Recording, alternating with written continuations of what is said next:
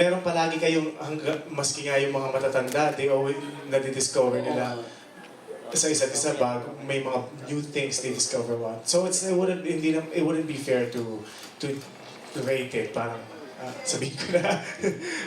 Okay. Rate ka na lang, 1 to 10. Sige, sabihin natin, okay. Sabihin natin, let's give it a 90.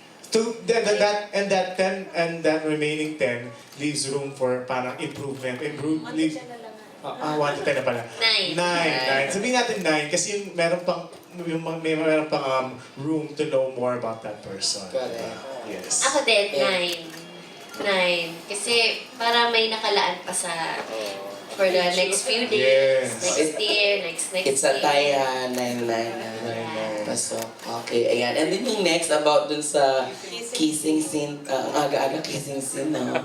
Okay, go, Bong, yan. Sabi nga ni Direk Nick, alin doon? No, marami yun. Marami po yun.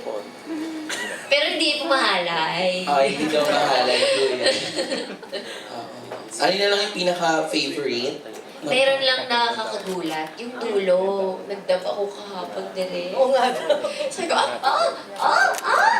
Tagal. Sabi ko, putulin nyo naman. Yung ganun. Kalbo na yung mga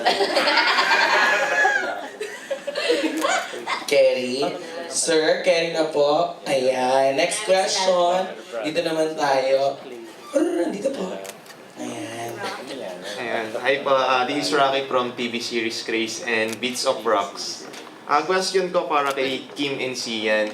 So in 2008, merong similar movie in Star Cinema yung May Big Love, which stars Tony Gonzaga and Sam Milby. So dito sa past tense, ano po yung pinakaiba ng characters ni Kim at ni Sian sa characters nila dati dun sa May Big Love?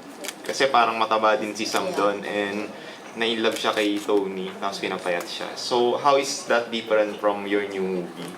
Super daming kaibahan. Wala silang wala silang time travel. The storyline. Hindi na na-meet yung past and the present. Siguro nandun lang yung element na mataba po. Tsaka, Coding question. Yes, yun nga lang yung Kaiba, yun lang yung similar, yung mataba na pumayat. Pero, other than that, hindi na po sila magkapareho. Wala silang... yung storyline, iba. Walang mag-best friend doon.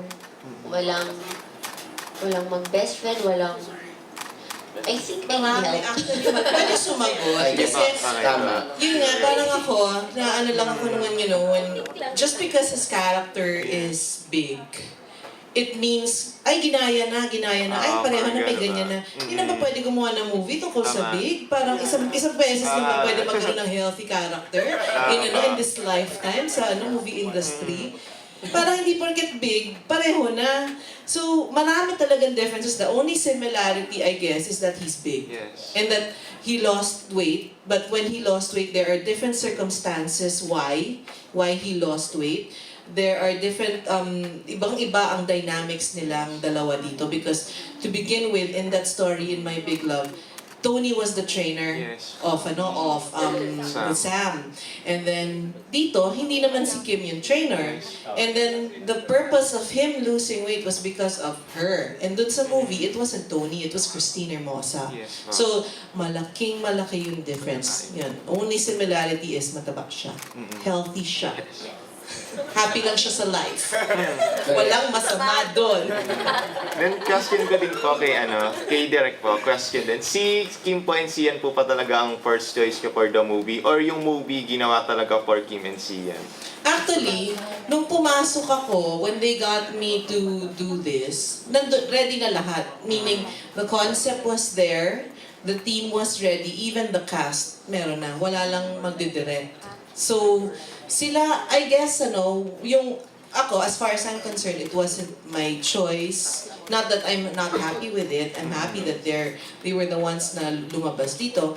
But I believe that silang makakasagot nung question na yon.